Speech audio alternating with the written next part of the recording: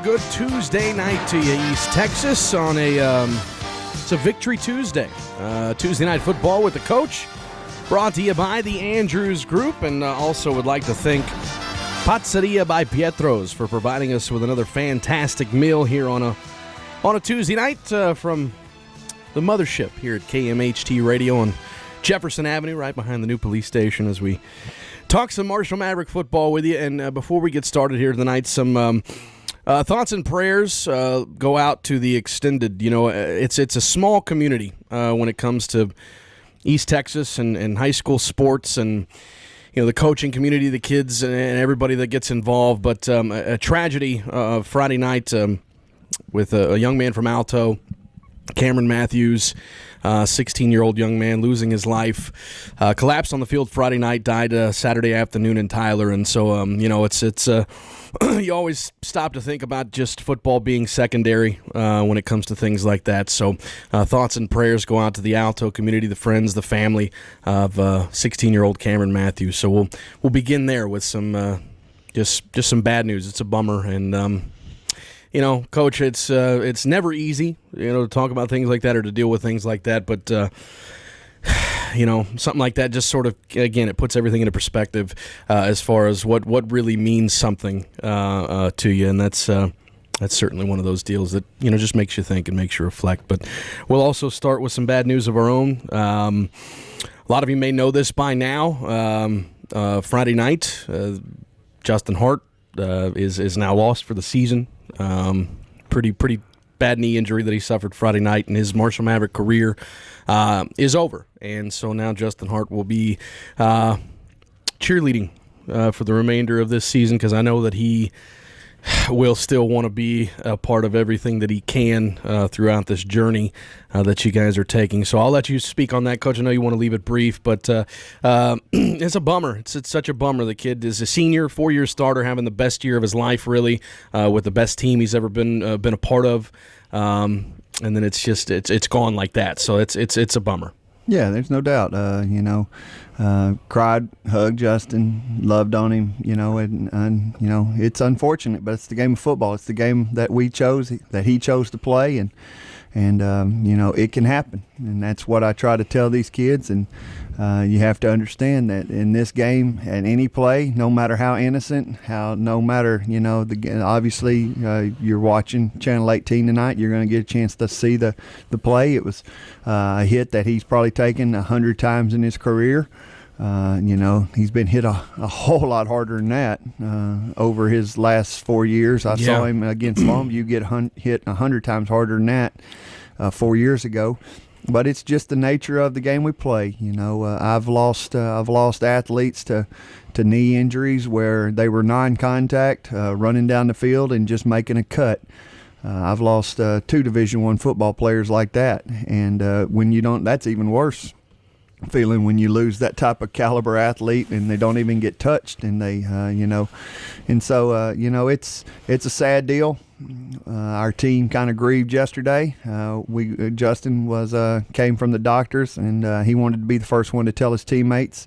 That way they didn't have to wonder about it anymore, because we kind of went through this weekend just wondering how serious the knee injury was. We found out Friday, early Monday afternoon.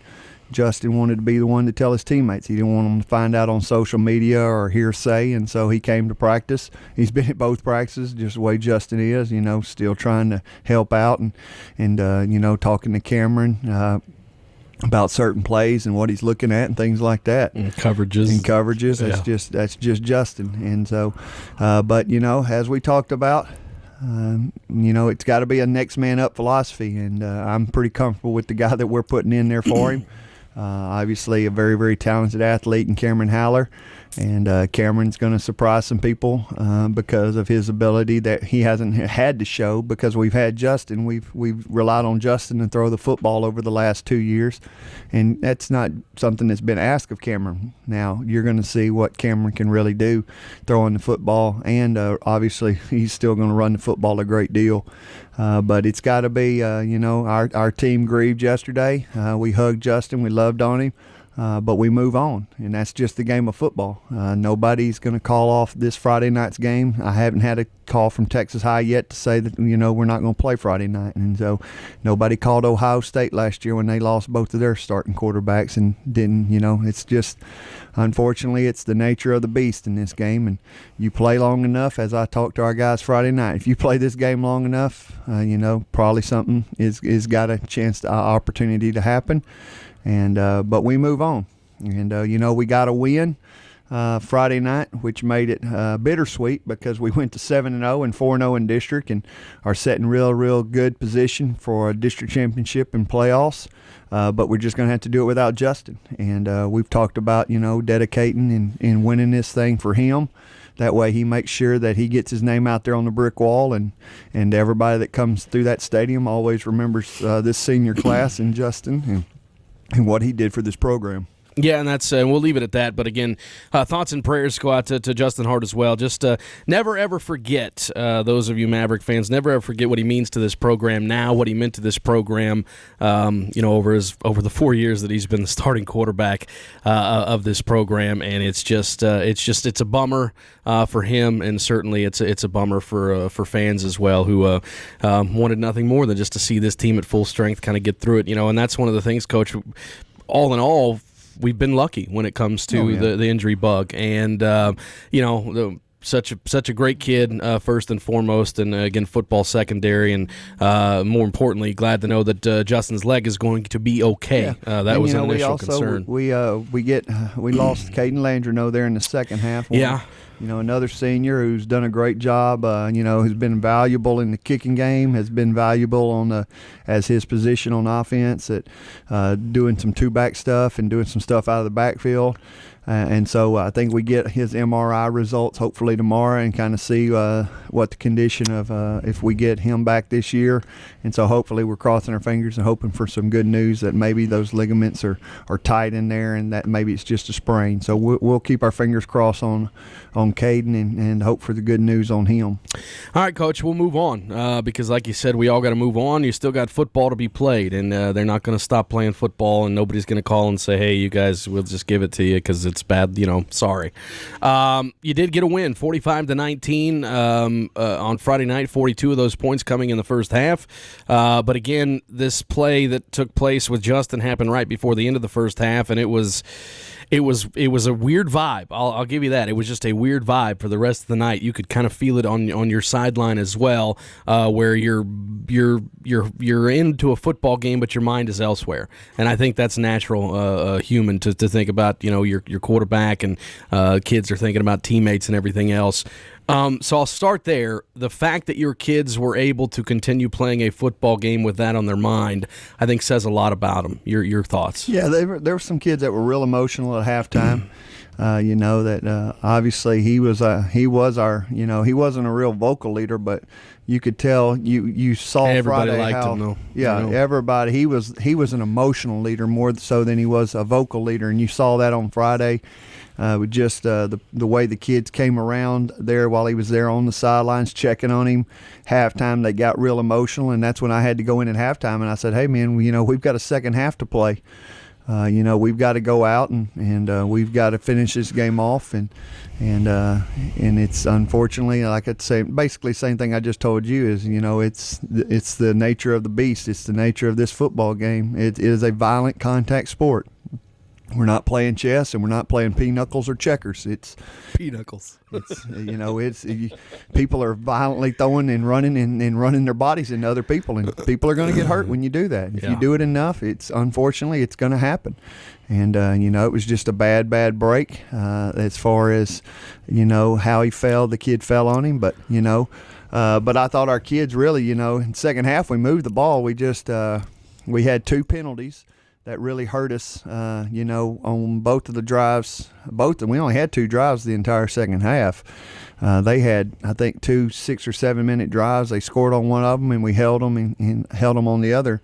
But we moved the ball. We also had some long drives, and we had a holding call on one that stopped one drive on a third. Again, another third down holding call that kind of hurt us again. Same as last week when we get a first down, and and look up, and we were inside the 20, and all of a sudden now you're back to the 40 because you get a holding call on 3rd and 1 or 3rd and 2, and that we had to punt that drive because we didn't convert the 3rd down and long, and then we got the ball back and drove it all the way down the field, and that's when Allen got our field goal, which I was glad to see, get Allen a chance to kick a field goal and get him some work. So he's been money. That was a good kick, and so that was really good to see and positive coming out of it. And, we went from a 3rd and 2 to a 3rd and 7, or a 2nd and 2 to a 2nd and long because we had a legal procedure on a receiver, and that's just not being locked in, not being focused. And we've got to eliminate those things. We've kind of had a couple of those. I'm watching the replay right there. Early in the game, we got an illegal procedure, and you can see on the replay right now, there's nobody that covers Patton. So if we don't jump off sides, that's probably about on the first drive where we throw an interception. Instead of us throwing an interception on the first drive, we probably go and throw a touchdown right there to trail Patton on the first drive. And we've just got to eliminate the mental mistakes. We're making way too many mental mistakes, pre-snap penalties and things like that from guys here in the last game or two. And so we've got to eliminate those. We didn't do that early in the year, and it really helped our offense because we never got behind the change. And so that's something I've really harped on this week, is being sharp, getting our substitutions on and off the field, getting lined up, seeing the signals, and watching the ball and not having any false starts or anything else like that. So, got to take care of the football. Can't have any turnovers. Just watching, first, like I said, first drive we finished with an interception, and can't turn the ball over against good football teams. And so that's kind of the nutshell about our offense the other night. Is just gotta improve. We still haven't played a really, really exceptional game offensively. Probably you take away the first Arkansas High, maybe. Probably since Arkansas High, Hallsville was pretty darn close. We made a couple of penalties. Because I think there was some spots in there where we probably left 14. At least 14. We've been leaving some points out there, and that's just what we've got to. Like I said, we just left 7 points. I just watched it. We left 7 points out there on the very first drive because there's nobody within 30 yards of Trail Patton. I know you didn't watch the replay because that was actually what we said was that there's touchdown right there. Yeah, and so it was a bounce back game though offensively too. I think this is the thing about this offense that we've seen so much though, Coach, is that it really is a pick your poison offense because Jay Dabbs was a monster for 2 games in a row, didn't even get a pass look the other night. Trell Patton, who's had his moments over the last couple of games, but go back to Pine Tree, he has 2 fumbles. This kid doesn't do that sort of thing. A week ago, at Longview, where he had the 2 drops that were scores. He makes 3 catches, 3 balls his way the other night, 3 catches, all of them go into the end zone, and I believe he ends up right around 100 yards. For the first time this season, Cameron Haller doesn't have a rushing touchdown, so that was one thing to kind of take a look at. Did have a passing touchdown, so he did account for a score, which is still a streak that he's got going. But look, this running game, and this was about the time of year last year where we started to kind of see Chavis Mills coming to his own. And I thought the other night, the way he ran the football, especially in the second half where all we needed to do was just get out of there. Let's go ahead and just get this W. Let's just pick up chunks. Let's pick up first downs. Let's keep the clock moving, and let's get out of here. The way he ran the other night was, I think, a testament to the kind of player that he's become during your tenure as the head coach. Yeah, there's no doubt. He's a very, very good running back. I still say that, he's one of the I think he's probably one of the most explosive running backs in the district. The one we saw the other night, obviously you saw. I pretty good football player. I told you he's a pretty darn good football player. I'm a pretty good evaluator of talent. I've been doing this long enough. I can tell you a good running back. A lot of times I can watch a running back and just tell you within the first 2 or 3 carries because the way they get tackled. And I evaluate running backs, and you can watch this on Chavis. Do they ever get tackled on their back? Because if they get tackled on their back, that means they have a tendency to be a high runner. Because that means if they tackle on your back, that means somebody's gotten lower than you and lifted you and put you on your back. And so I always watch running backs to see if they're always falling they always want to fall on your chest. You always want to be getting up off your chest as a running back. And you watch Chavis, he's always getting up 99% of the time from his chest, which means he's got a low center of gravity, which, I hear people say all the time, I want that 6'2", 6'3" running back. To me, I really, I actually think I'm from the Barry Sanders and Smith School, man. Exactly. And that's why I hear all these Division I guys, he's not 6'3". We're looking for that 6'3" running back.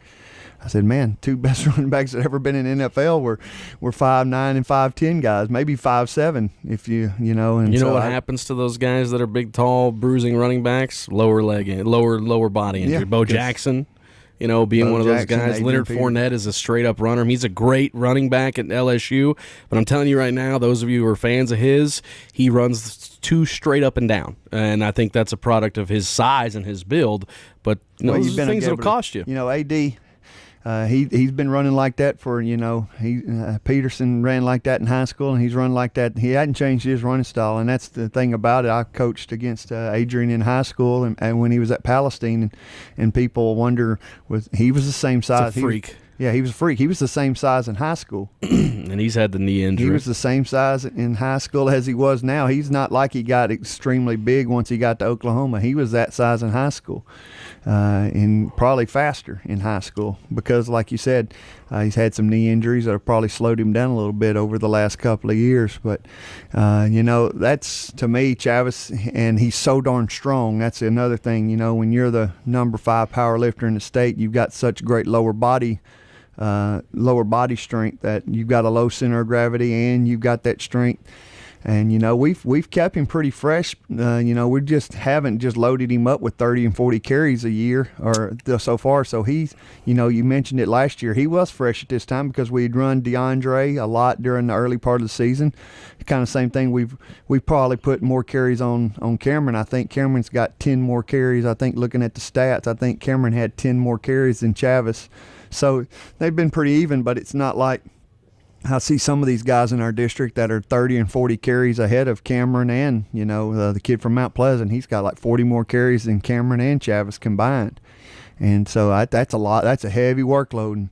And to me, when you get to about game 8 and 9, those hits, all those runs, they start adding up on you. And so that's just kind of the way that I look at it. And so I'm glad we've kind of got a two-headed monster that what we've had with Cameron, and that way one person doesn't have to carry the load and take all those hits. And now you're going to get a chance, Maverick fans, to kind of see Denzel Mitchell a little bit too in the fold as Cameron Haller is your new signal caller at all times. And another thing before we go to break here, the thing about Chavis Mills that I love the most is if you ever meet the kid, he is the most kind, sweetest, just a perfect guy as far as manners and all this stuff. But when you watch him on a football field, it changes. It's like beast mode. It kind of switches over, and you can tell he runs with attitude. He plays with an attitude. Yes.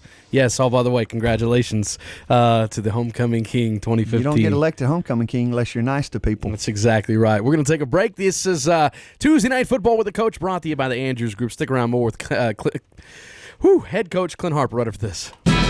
Hi, folks. Give me 60 seconds. When you think of insurance, what agency comes to mind? Kind of an old-fashioned way to start a commercial, but hey, old-fashioned still works, and your agency should work for you because you want quality. That's it, quality. Quality insurance. Matt Arst. Say it. Matt Arst, quality insurance. Auto, home, commercial, policies, not just auto and pickups, but RVs, motorcycles, ATVs, major companies. Matt is independent. Match you up to meet your needs. Quality Insurance. Located on Grand Avenue next to Quality Auto. Matt Arst, agent. He will work hard the old-fashioned way for you and your needs. Quality represents the insurance lines you know, maybe some you don't. Call 903-938-4026 or go online at qualityinsurancemarshall.com. That's Matt Arst, Quality Insurance, a part of the Brady and Dana Andrews Group. Pick your poison. Throw to the end zone in a beautiful dime piece.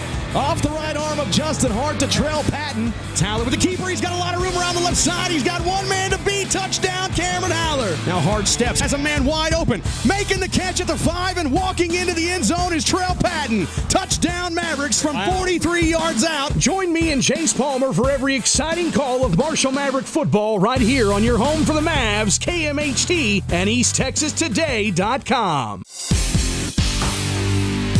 For all things Marshall Maverick Football, join me, Jamie Horton, and the head coach of your Marshall Mavericks, Clint Harper, every Tuesday night from 7 to 8 during the football season for Tuesday Night Football with the Coach, brought to you by the Andrews Group. Listen live and hear it first as we break down and preview every week of exciting Marshall Maverick football. That's Tuesday Night Football with the Coach, brought to you by the Andrews Group.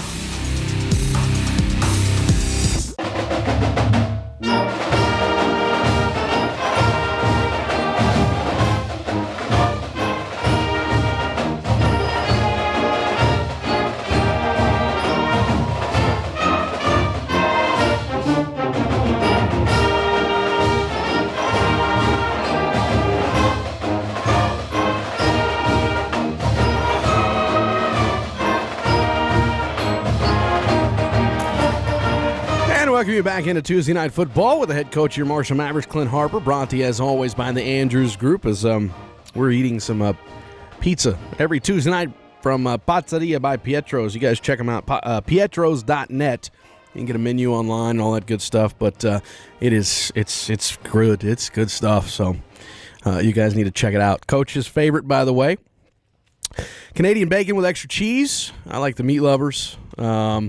It's good stuff. So check them out. Pizzeria by Pietro's right there in the old Blue Frog building, right there on the corner of, Austin and Washington, something like that. So, all right, Coach. Let's talk about this win. You're 7-0, first time since 1996. And by the way, each win this year will be the first time since that 1996 team who went 11-1 that year, went undefeated in the regular season, and then got beat in the area round of the playoffs that year. And I want to say it was Lake Highlands, the Marcus Stiggers-led Lake Highlands Wildcats, and they also had a running back named Janafa Carter. I know these things because my cousin played for Lake Highlands, and he went to Texas Tech along with Marcus Stiggers. I actually went to a game that year where they were at Texas Stadium, and I believe it was the game they lost, and I think John Tyler's the one that beat him. I don't really have a great memory of who beat him that year, but I remembered meeting Janafa Carter because he was huge.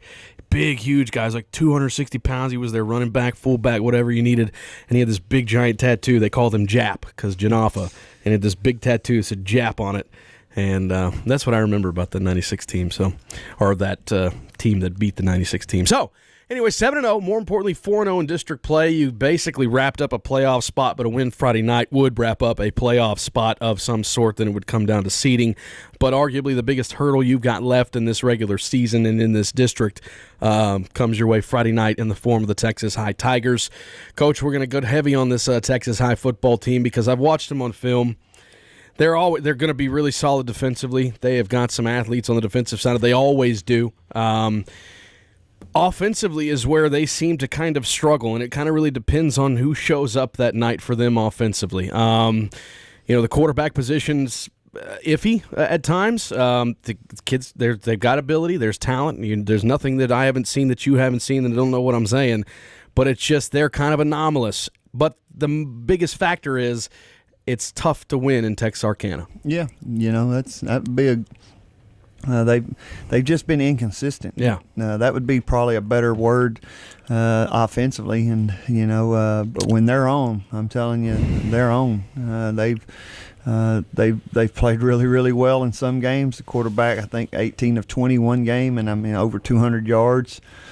Played really, really well against Pine Tree. Has played really, really well against some teams, and he's, a week before that he's 2 of 10 against Hallsville. And so we're just literally we're hoping that the other. What time to turn this off? No. We're just hoping that we get the quarterback that was 2 of 10 against Hallsville. I doubt we do because they're playing for too much, and they're going to be well coached, and they're going to have a great game plan, and they seem to play their best game against us. That's kind of the thing about Texas High the last couple of years. They've been kind of hit and miss in the regular season a little bit because last year we blow out Pine Tree, and the very next week. They hold on to a 7-point win against them, and then they show up against us and they play an unbelievable football game against us and don't make any mistakes and almost play a dang near perfect football game against us. And so that's kind of been their MO the last couple of years. Is play really, really good against us and maybe play down to some other people. And so we're just hoping that, we got to go in and play Maverick football. And that's what I've told, Jamie. I don't think I've told our team, as long as we play our brand of football, which is, get after offense, be physical defensively, make people tackle us in space, we're going to be all right. They've got great athletes on defense, but I don't think they've seen an offense like the one they're about to see on Friday. In fact, I know they haven't because I've watched all their games. And well, not only that, everything changes with you offensively. I mean, not as far as the athletes don't change. So I think a lot of it's going to stay kind of the same. But it's different. This will be the first time that it's all film of Cam taking the snaps. No doubt. And so that obviously, I've been a coach. That you've got to worry about what are we putting in new, because we'll have some. We're going to have some things that we haven't done before from the quarterback position and offensively. And so we'll have some new wrinkles that they haven't seen, because you just got a different quarterback in there. You got a different dynamic. The same schemes, the same offense is going to show up. We're going to be a high tempo and, get after them, offense. But, it's going to be with just a different signal caller and a different athlete back there. I want to build on that for just a moment, Coach. I don't want to give away any game plans or anything like that, but you and I had talked about some of the things, and you had mentioned in the past that the offenses that you had at Leander was something like with a Cameron Haller type of athlete who is much different from what you had with Justin, he is a prototypical pocket passer. That is what he is and has been for this football team. What sort of things? I mean, like, are we talking about maybe like the throwback passes where you throw back to have a receiver step back in the slot, throw it to him, and let Cam go, run, and any of those wide receiver passes, it's just double more about, passes. You're going to get a lot more zone read now, and you're going to have to be a lot more conscious of the zone read. When teams have played us in the past, you can chase it, and it's what you've seen. You saw Greenville. You started seeing teams do this with and when you're a zone read team, that's what teams can do. They can choose to do this. They choose to, chase their running back down with their defensive end and tackle the running back and make your quarterback keep the ball. Well, that's great when you're doing it against Justin Hart, because Justin, by gosh, I love Justin, but he's going to get you a solid 10. You can leave the middle of the field open. He'll get you a solid 15. Yeah, he showed a good burst of speed this year. He got a whole 15. He got a couple the other night. Yeah. He had a couple nice runs. A whole 15. Good decisions. That was great. I mean, that's a big-time run for Justin. And he slid. Now, you do that against Cameron, and it's going to be 88 out the gate. So you've got to pick your poison now. All right, you want to chase down and heel line chase Chavis on the zone read. That's great. You better darn make sure, and you can even, that's a great scheme. All right, we'll play a linebacker out over the top. Well, that's great. Even if he decides to pull it, your linebacker still has to make a tackle out in space on one-on-one against Cameron. And a lot of times, we'll take that. We'll take that opportunity for Cameron to get out there in space and get a one-on-one opportunity with a linebacker. So that's what we did. Like I said, we actually had almost a 2,200-yard rusher in Caleb Woodward, who's now playing for Texas Tech. He rushed for 2,200 yards his senior year, and he was a quarterback the entire way.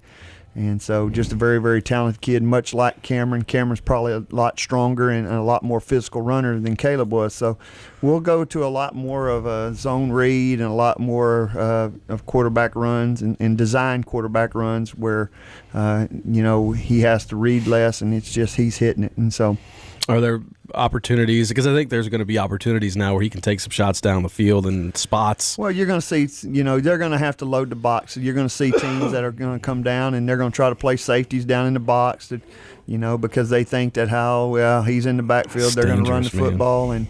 And you saw South Oak Cliff do that last year. You saw that. They were bound and determined. They even tried to bring a corner, and we saw it. We ran a play the first time. Corner came off and tried to, make a play in the backfield. Guy in the press box saw it, so we came back the very next time, made it look like the same play, and you raise up and trail pat, and there's nobody within 30 yards of him because the corners came off because they think Cameron's got the football. And so and is going to run with the football. So there's a lot of things you can do play action wise when you've got an athletic quarterback. That's it's what you see with the Kaepernicks and the people like that, the Russell Wilsons who can do things with your legs. It just opens up a lot of realms of a lot of bootlegs and a lot of out of the pocket passing things that you can do with him that maybe, like you said, where you couldn't do it as much with Justin because he was a lot more of a pocket passer. So. All right, Coach, we're going to take another break, come back, and we'll build on that. I want to talk about this again, folks. This is a very special year here in 2015 for the Marshall Mavericks, who, believe it or not, I mean, this program, this team, they're ahead of schedule. You can look at some of the plays that were made on defense the other night. Cortez Hurd is a sophomore. Trey Macon, we've been talking about him since week one. These guys are sophomores. Marjay Smith, sophomore. You got a team that is loaded down. I think 6 or 7 starters combined on both sides of the football are sophomores. We're going to talk about the youth of this football team, come back, and we're also going to see if we can pull out from Coach what in the heck that dinosaur is all about. Stick around. Tuesday Night Football with the Coach is right around the corner. Stay tuned. Hi, folks. Give me 60 seconds. When you think of insurance, what agency comes to mind? Kind of an old-fashioned way to start a commercial, but hey, old-fashioned still works, and your agency should work for you because you want quality. That's it, quality. Quality insurance. Matt Arst. Say it. Matt Arst, quality insurance. Auto, home, commercial, policies, not just auto and pickups, but RVs, motorcycles, ATVs, major companies. Matt is independent. Match you up to meet your needs. Quality insurance. Located on Grand Avenue next to Quality Auto. Matt Arst, agent. He will work hard the old-fashioned way for you and your needs. Quality represents the insurance lines you know, maybe some you don't. Call 903-938-4026 or go online at qualityinsurancemarshall.com. That's Matt Arst, Quality Insurance, a part of the Brady and Dana Andrews Group. This is your home for Dallas Cowboys football. We got work to do, guys. 2015. Goal line. Throw up the X. Where we fight. Brady in an empty gun. And we do. They blitz him up the middle and they sack him. McLean, the first one there. All season. Sunday afternoon, it's your Cowboys and the New York Giants live from MetLife Stadium on this Dallas Cowboys radio network station. 103.9 FM in Marshall, your home for Dallas Cowboys football. Pick your poison. Throw to the end zone in a beautiful dime piece. Off the right arm of Justin Hart to Trell Patton. Talley with the keeper. He's got a lot of room around the left side. He's got one man to beat. Touchdown, Cameron Haller. Now Hart steps, has a man wide open. Making the catch at the 5 and walking into the end zone is Trell Patton. Touchdown, Mavericks from 43 yards out. Join me and Chase Palmer for every exciting call of Marshall Maverick football right here on your home for the Mavs, KMHT, and EastTexasToday.com.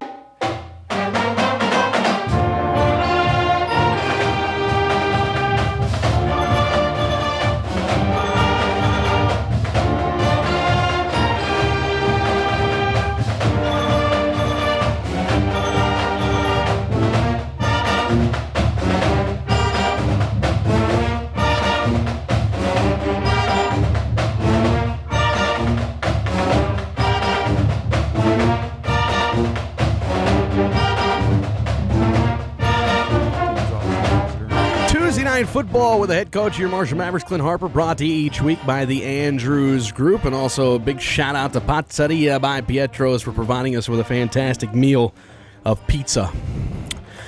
You know, that's one thing. It's not an American meal, but it's the American way, man. If you are hungry and you don't want to cook or anything like that, there's nothing better than some pizza. There's nothing better than some pizza. So we make room for it every Tuesday. It's darn good, people. It's really good. All right, Coach. There's a dinosaur, okay, that you guys have. It's in the back pocket of, whoever has that tonight. I think I saw it in Coach Shar's back pocket. Coach Shar always is the thrower of Coach Shar is the T-Rex, okay? I've noticed it throughout the season, but I've never really noticed it until the other night when Cortez Hurd, who had 2 interceptions, should have had 3, actually just mistimed the first touchdown, was just entirely too quick, and I think he kind of figured that the ball was going to get on the receiver a little quicker than it did. I think we all kind of did. That's one thing I learned about that quarterback pretty quick, is he didn't have a whole lot of zip on his passes, and they kind of hung up there. They were very Quincy Carter-esque. No, with all due respect to Quincy Carter, by the way, and that young man who threw the football for Greenville the other night. Cortez Hurd, the sophomore, had 2 interceptions. Both of them led to Maverick touchdowns. Both of them led to points. But I noticed as he was coming back to the sidelines after the first interception that brought you guys all the way back inside their to their side of the football field, or the 45, maybe something like that. He leaps up in the air, and I'm looking at him. I was like, "What in the world is that?" And then I see the shape on the field of that dinosaur. What in the heck is that dinosaur doing? What is that? That is a T-Rex. What we've done is, and I really think, we really talked about, I really challenged our defensive coaches in the offseason, and because last year I just didn't think we had enough turnovers. I watching other teams that we play, and they're getting 2 and 3 and 4 turnovers a game, and they're getting short fields, and I just didn't think that we did that near enough last year and put our offenses in good positions or stopped other teams' momentum, and I challenged them to go and find ways that we can get these kids to get more turnovers. And they came up and they came back and talked in the spring and in the summer and with other coaches, went to Mississippi State or talked to Mississippi State coaches and college coaches. And the T-Rex is actually an original idea by us. We actually didn't get that from another school. The T-Rex was just it's something that whoever gets the first turnover of the game gets the T-Rex. So whenever they get tackled, if they score or whenever they're coming to the sidelines, they've got to find the T-Rex and pick it up. And, it's theirs. They get to put it in their locker the rest of the next week, and they get bragging rights. And the way we break up our locker rooms, we have the defensive backs in one area, the linebackers in another, and the secondary in another. And so, not only you get bragging rights, but your group gets bragging rights that, hey, the secondary's got it. There's even been known there's been billboards and cardboard signs made of hey, we've got the T-Rex this week. And who's got the most as far as the tally's concerned? Oh, I think the secondaries has got them. But what we also do, and what a lot of people probably don't notice, is we do a turnover whiteboard. So not only – so the T-Rex goes to the person with the first turnover, but obviously, we've gotten more than one turnover in a lot of games. And so what we're trying to do is we're trying to promote turnovers. So once you get the second or once you get a turnover, you get to come and write your name on the whiteboard at the end of the year. Whoever's got the most turnovers, whoever's got their name, and we don't erase it. So whoever's got their name on the whiteboard at the end of the year the most gets the T-Rex at the end of the year as a trophy. And so it's been a big, big deal. Jamie, we've got last year we had, I believe, 7 total interceptions total, and that was in 12. Got 11 right now. We've already got 11 in 7 games, and so we're really pushing hard. We on in our weight room, we've got a record board. We've got to get 7 more to tie the record from 2000. A team that played in 16 games, in 2004 they played in 16 games and had 18 interceptions. So we're right on pace. We're actually ahead of pace if we can, keep getting them 1 or 2 a game, and we're going to be in good shape to try to break that all-time interception record here at Marshall with the secondary, mostly sophomores. So that's pretty impressive. And so that's the legend of the T-Rex and the turnover whiteboard. And I believe I counted yesterday, I believe we are plus 12 in turnover margin ratio. I think that's what I had too, plus 12. And that's unbelievable in high school football. When you're in anything over plus 10, you're doing a really, really good job of first off taking care of the football, but collecting, I think we're averaging 2 or 3 turnovers right now a game. And so imagine if we hadn't had that first half at Pine Tree, just what those numbers would bear exactly. out. Yeah, we're I think that was more than half of our total turnovers for the season happened in that first half against exactly Pine right. Tree. I saw it the other day on our turnover stats for the year. Yeah, we've got 6 fumbles and 4 of them happened in one half of a game. So we've only had 2 fumbles the entire rest of the year, other than the one half of football. It's one of them deals. So there's the legend of the T-Rex. If anybody else has caught that, I've caught it before and just never thought to ask, and it jogged my memory just a second ago as I saw the replay on the tape, and I was like, I got to ask about turnover T-Rex. Turnover T-Rex. Turnover T-Rex. That is a thing that's started by our defensive coaches, and those kids absolutely love it. Well, what I did notice is that if you didn't get the interception, you don't touch the T-Rex. When it goes onto the field, you don't touch it. So they all looked, and then here comes Cortez, comes down and grabs it. That's a one-man. That's only one man's T-Rex. That's awesome. That's really cool, man. That's just part of the things. Those are team-building deals that really have kind of come to light when you watch this team play together, because not only is this a good football team, Coach, they like each other. These kids will go to war with each other. I mean, they enjoy playing the game of football with their best friends. We definitely have some brotherly characteristics. Now, hey, behind closed doors, we've been known we'll be tussling. If you don't butt heads, then it's not good. We've got a lot of brother in us that, we'll fight and we'll scratch and claw with each other. But as I told those guys last week, we're going to scratch and claw and fight with one another. Because we're going to work hard, and when you're playing the game of football, you got guys playing hard and practice and things like that, and things are going to get chippy, especially when you played against them. I just wouldn't want Antonio Washington to be my big brother in that locker room. No. He's one I'd say okay. But we got guys. Hey, they're not intimidated of Antonio. That's just kind of our mindset. We don't have a lot of kids that are intimidated by much. And that's kind of the reason why we beat Longview this year, because there wasn't a whole lot of fear. Obviously, you saw from the very first play of the game, we don't have any fear of anybody. We're not scared to go out and play against anybody. And our kids kind of saw that last year with the win over Sulphur Springs, and then going and beating NAC, and we weren't supposed to win that game, and obviously beating Hallsville this year, and it's just been building up that we've gained a lot of confidence, and I think that's hopefully I think we've gained enough confidence that we're going to go play a lot better game than Texas High than we've played in years past. That's kind of my one bugaboo that's left, is we haven't really played a great game. And I think that's the team that you haven't beaten yet. That's the one team I haven't beaten yet. Since you've been here. I have only seen them beat them once, and that came in the last year of Thed Harris, which would have been 2011, I do believe, was when the only time I've seen Marshall beat Texas High. And that was the year we went 3 or 4 rounds deep, got to the quarterfinals, and got beat by Denison. And that was the only time I've seen Texas High get beat by Marshall. So that's another one I need to scratch off too. Yeah, we're going to try. They're a good football team. And I've told you earlier, they don't just hand out those state championship rings. Coach Norton's You take one. Yeah, I'd take one. They're not handing them out. Oh, I'd definitely take one. I'd be the first one in the line. I'd cut if I had to. Yeah, buddy. I'd make a necklace. Look at that. But they don't hand those out. You've got to earn those, and you've got to be a really, really good coach, How long's he been there now?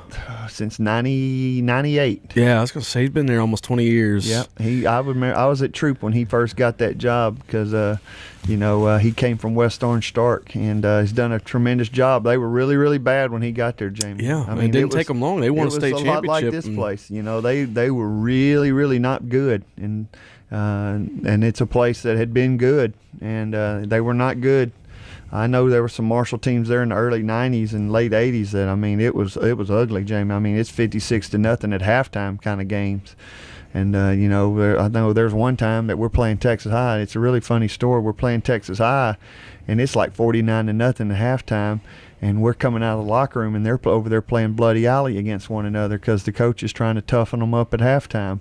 I'm telling you, there's some crazy things. The one year we played them up there. Is that kind of like the Oklahoma drill sort of kind of thing? Yeah, it's Oklahoma drill with, bull in the ring. Right. Yeah, they're out there doing that at halftime, and they're just slaughtering one another.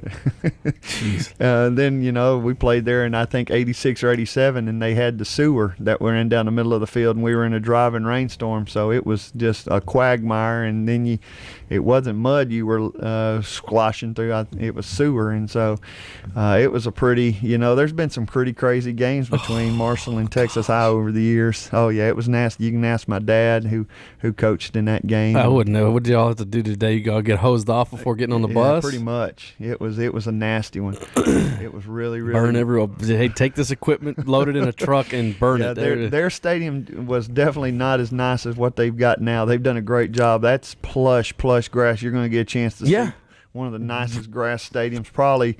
I would rank it. I played at Bryan there at A&M. Of course, A&M is, they really, really take pride in down there at Bryan High School. Their pride on their grass field, And I'd say Texas Highs is just as nice. It's a beautiful stadium. You know, if we'd have gotten that bond passed 2 years ago, that was kind of how we were going to model our stadium with the renovations that we had planned.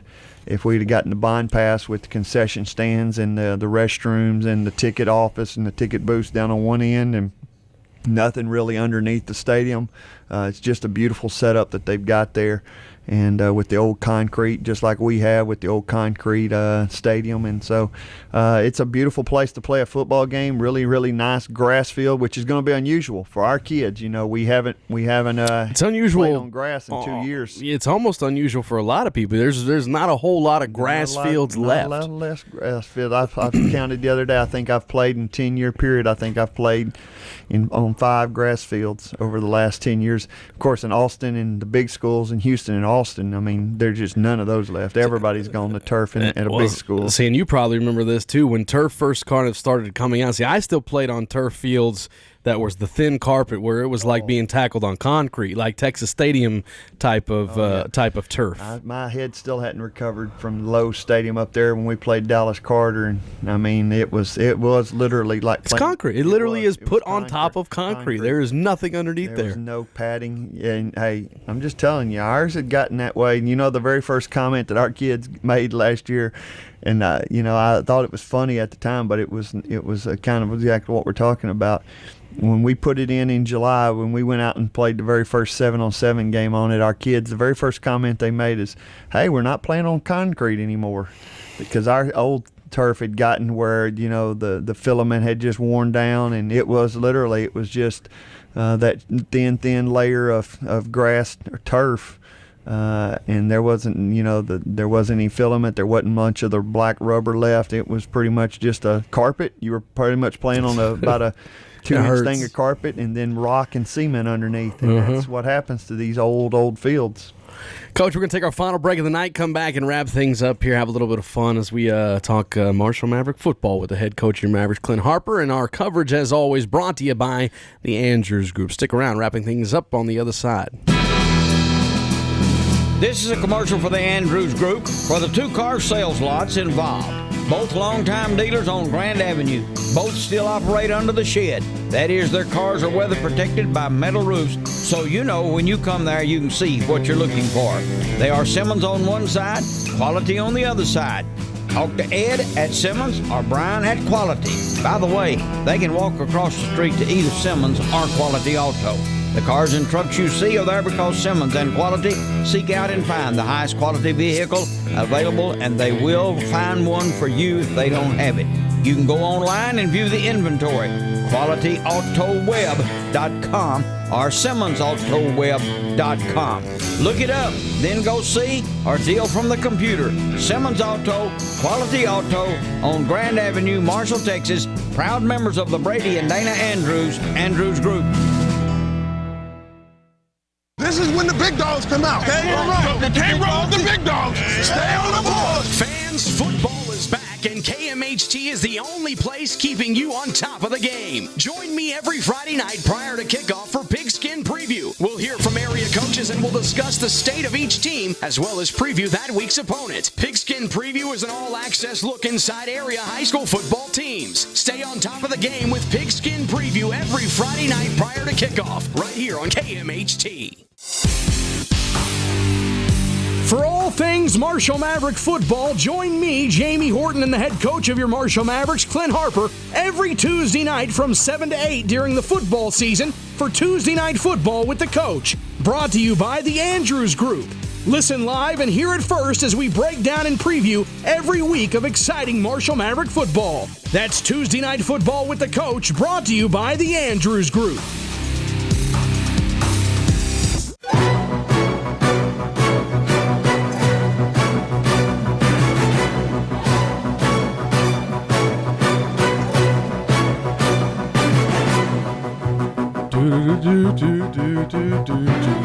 Yeah, that's good stuff right there. The fastest 2 minutes in sports. Nobody circles the wagons like the Buffalo Bills. Or Schwami. Anyway, that's always fun for me. It's my Berman impression right there. It's not very good, but come on, man. Did you see what happened to Mike Ditka the other day? I don't know if you saw that. I didn't. Ditka, he's at that age right now where he's probably just he's got one of those deals where he doesn't care as much about what people think. Sure. Well, on live TV, just kind of leans over and lets one go while Chris Carter's talking to him. And Coach, it's not one of those where Chris Carter's like, 30 seconds later, it's like, man, Coach, come on. It was, anyway, it was funny. It was funny. He didn't make no bones about it. Kind of had this look on his face like, so what are you going to do, fire me?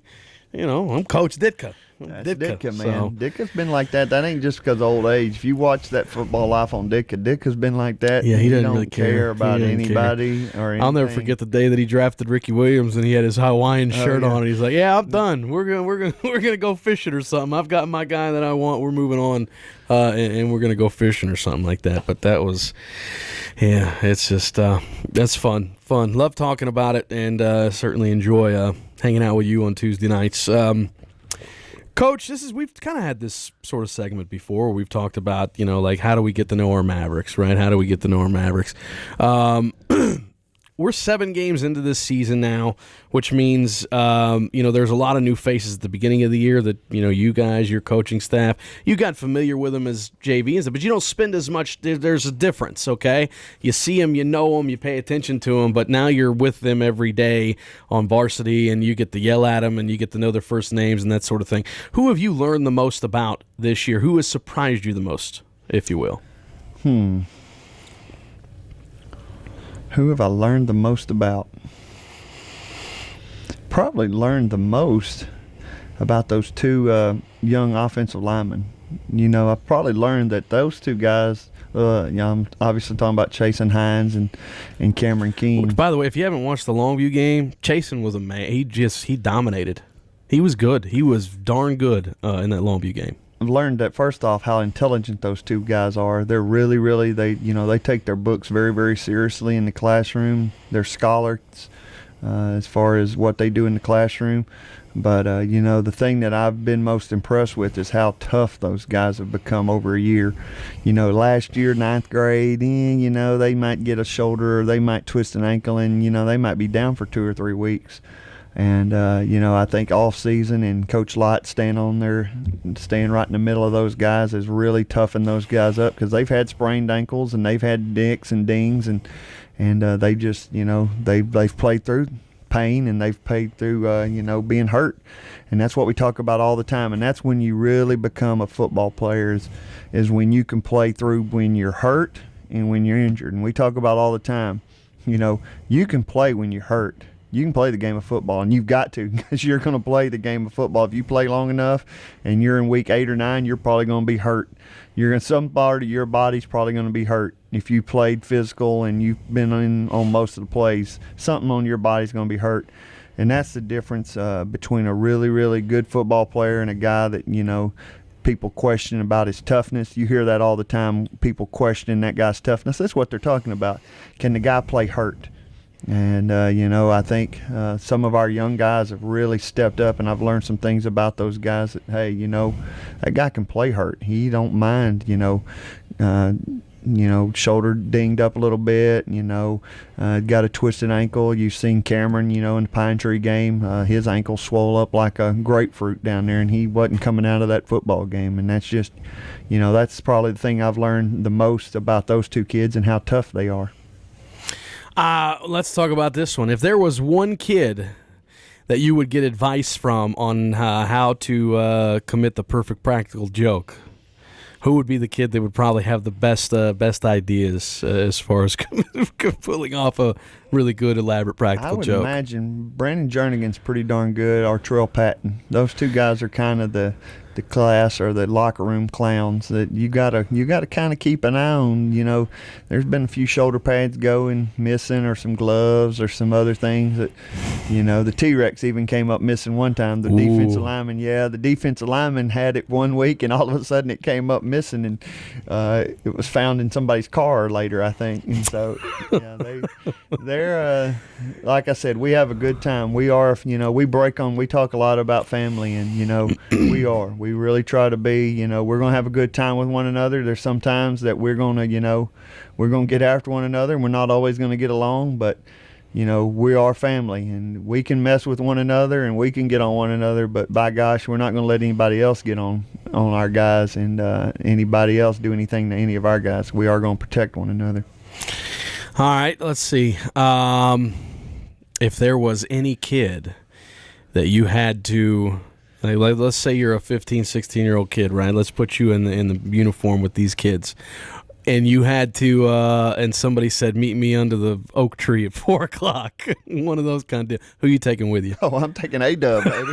Ain't no doubt about that. Let me tell you something about him. When people talk about country strong? Oh, buddy. That's exactly what he is. He is a rattlesnake. And he is, yeah. But if you hear him talk, his southern drawl, when he was on the news and he's talking about, we just ain't got that big one yet. We ain't got the way he said it, it was so country. I was like, man, that kid right there is East right Texas. There. I am taking A-Dub if I'm going in and I'm having to go to the tree of woe with somebody, and then I'm taking A-Dub with me. Now, there's some other guys I'd take with me too. But if you had, I say one. Only had one, definitely, I'm taking A-Dub with me, because not only that sucker, they could bring 4 or 5, and he probably would be able to hate them 4 or 5, and I'll take my 1. So. All right, final question here, Coach. Same sort of scenario where you put yourself as a member of the team as opposed to their coach. Let's say you're having trouble with the ladies and you need advice on how to talk to the girls, how to talk to the ladies. Who do you go to? Who's the one guy that gives you the best advice? Oh, gosh. Who's the one that's always going to seem to be having girl problems, or always got a girlfriend?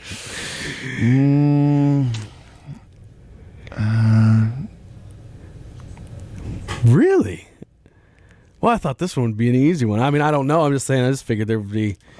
There's a lot of guys that have had girlfriends for long periods of time, probably. Yeah. Well, I guess so. I don't really, have an answer for that one. I'd probably, I know Cameron does pretty good for himself. That would be an enviable position if I was his age and could have, you're the quarterback man. And you're the man. You're the man. So. Well, that's fun. I enjoy that. That's fun, kind of getting to know these kids and kind of peel the curtain back just a little bit about these guys. I thought Trell might be one that would be kind of the smooth talker, no? No, I don't know. Yeah, he might be. He's kind of quiet. I'm so busy trying to coach X's and O's. I really, unless I see, that's really the only time. The only time I know whether they've got a girlfriend or not is after the game. Oh, gotcha. Yeah, that's the only time I would know, because they leave the field house and they go they get out of there as quick as they can. So nobody's ever come and said, Coach, man, I just need to talk. I just need to get this stuff off my chest. She broke up with me or something like that. No, they don't come to Coach Harper about that. They may go to their position coach, but I think I'm kind of like I don't want to hear that stuff. Get this stuff out of here, man. I wouldn't mind listening. They just I'm too. I think. Or you'd probably say, well, can she play ball? A little too fatherly figure for. Can she play ball? See if she come take your position and get out of here. Well, I have a little bit different philosophy about girls. I'm kind of like old. I've kind of told our guys I'm a little bit more like old Rockies manager. No girls before a fight. Women weaken legs. Yes. That's kind of my philosophy. You hear it all the time with these boxers that talk about training and stuff. They say, I got away from my wife and everybody, and just get away from them. Got to get away from them. Not that they're not amazing. It's just guys are easily influenced. That's our problem. That's not your problem. That's us. That's on us, and that's our cross to bear. You know what I'm saying? That's just part of the biology. All right, Coach. Friday night, you can wrap up a playoff spot. Don't want to look too far ahead, but you can essentially start to look ahead towards a district championship as well. In 2 weeks, we've got senior night. We'll close out the regular season at home against Mount Pleasant before hitting out to Sulphur Springs, the final game of the year. I need to give them a call, by the way, because I am not doing a game inside that press box this year. Maybe we'll go out there and sit in the stands again, because there's just not enough room. It's a water closet. Really, literally. I know. I've been complaining about that stadium since I almost lost Justin to a broken neck 2 years ago there, if you remember. I remember. I don't even know how that's even 20 feet behind theirs. behind their sidelines over the ditch. Yeah. Beside the ditch. Yeah, it's bad. It's one of the, I'm just going to put it out there, it's one of the worst stadiums in East Texas. Boom. Quit know. dumping all that money into the Dairy Museum, all right? I'm just going to, my gosh, you got an indoor workout facility. You got $1 million indoor workout facility. Yeah. And you got a field that, you got a ditch and a cement wall that you almost broke a kid's neck on. And I don't really care if they get mad at me, because I told Coach Owens the same thing. I've threatened not to even bring my team up there, and because it's a dangerous situation. You got a concrete wall that runs down, and you only got 20 feet behind it. And as you saw what happened to Justin there, if the kid loses his balance or anything happens, he gets hit late, and you're going to run into that wall. And unfortunately, or fortunately for Justin, he didn't get seriously. He's not he's got all of his function. He's been able to play because, he could have easily been a quadriplegic after that hit into the wall, going headfirst into a wall 2 years ago. So I've made no bones about it. I thought that they could definitely do. And I've heard that they've been talking about putting a bond together and trying to redo their stadium. And so I know we'll talk about that 2 weeks from now. Yeah, let's get a neutral site game. Let's just go play somewhere neutral. They're not going to allow that, but it's definitely not a place I look forward to going to. And it's not anything with the field. I don't mind playing on the grass field, and it's not anything. It's just I think it's a dangerous place to play. And that's just the bottom line. Shots fired. That's Sulphur Springs. It's nothing. I've told anybody. I've told their superintendent that. I've told their coach that. Hey, this is for me though. This is for me. This is where I get to turn it into whatever I want to call it. Shots fired. That's all it's about. All right, that'll do it for us. Friday night, 7:30 kickoff, and we'll have it for you from Texarkana, Texas. The Texas High Tigers play host to your Marshall Mavericks, a playoff spot on the line, and another step towards the 2015 District 15 5A championship there as well. Chase Palmer and myself will be there about 7:15 with our countdown to kickoff, brought to you by Pizzeria by Pietro's. Our thanks tonight to Pizzeria by Pietro's for providing us with delicious pizza, and the Andrews Group for sponsoring this wonderful program each and every week throughout the season, as well as a big thank you to the head coach of your Marshall Mavericks, Clint Harper. That'll do it for us. We'll join in progress. What do we got tonight? That's going to be over on the AM. So Mets and Cubs starting just now over on 1450 AM, 96.9 FM. Classic Country right here on 103.9. Stay tuned. Good night, everybody.